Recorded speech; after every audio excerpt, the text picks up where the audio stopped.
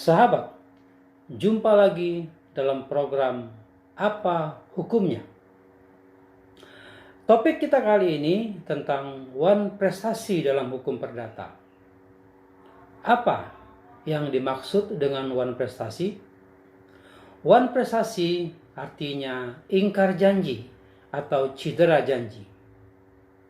Sahabat, beberapa waktu yang lalu dalam ranah politik kita, ramai pemberitaan tentang ingkar janjinya bakal Capres Anies Baswedan terhadap Ketua Umum Partai Demokrat Agus Harimurti Yudhoyono atau AHY yang telah digadang-gadang akan menjadi bakal cawapresnya Anies dalam Pilpres 2024 nanti.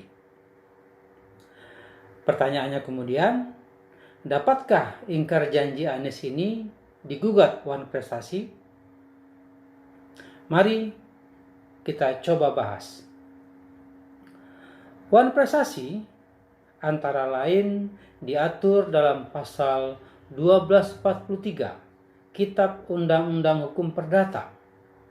Pasal ini berbunyi, penggantian biaya, kerugian, dan bunga karena tak dipenuhinya suatu perikatan mulai diwajibkan bila debitur walaupun telah dinyatakan lalai, tetapi tetap lalai untuk memenuhi perikatan itu.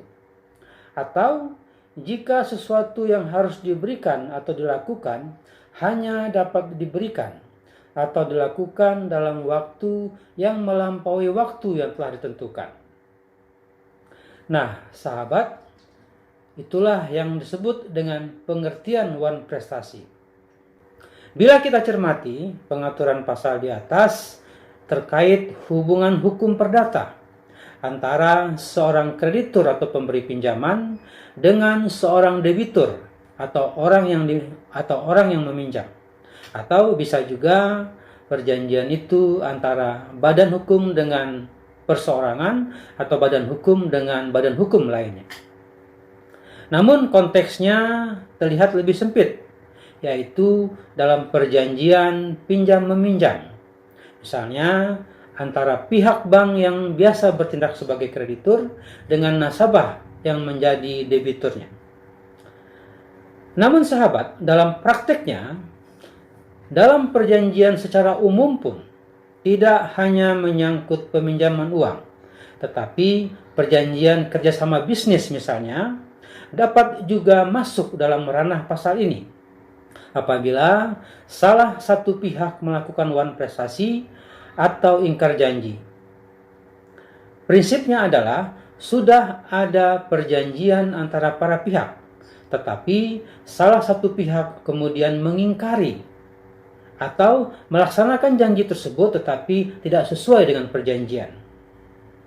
Maka pihak lain yang merasa dirugikan dapat menuntut pengembalian dan ganti kerugian atas ingkar janji tersebut.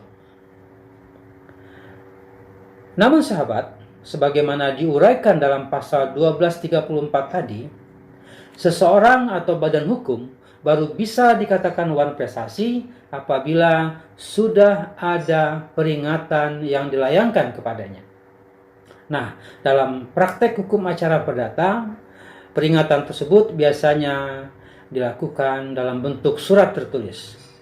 Biasanya paling tidak 1 atau 2 kali surat peringatan setelah dilayangkan apabila ternyata pihak yang dituju tidak juga menjalankan kewajibannya, maka pihak yang dirugikan itu bisa mengajukan gugatan wan prestasi ke pengadilan.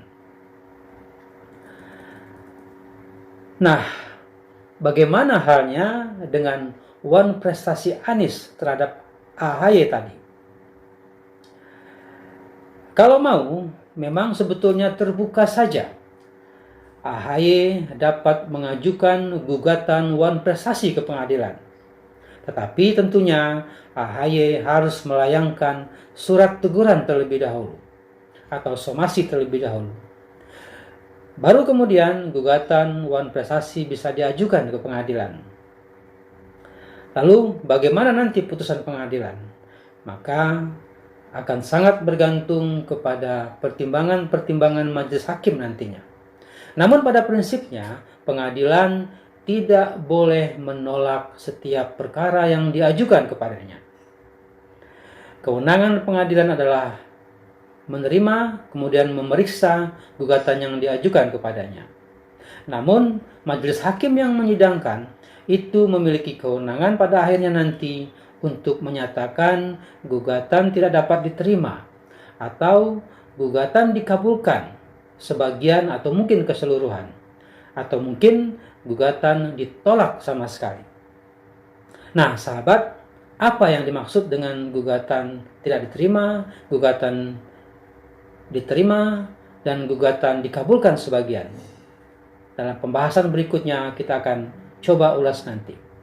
Nah, sahabat, sekian dulu catatan hukum atau program Apa Hukumnya kali ini. Jumpa lagi dalam topik berikutnya. Salam.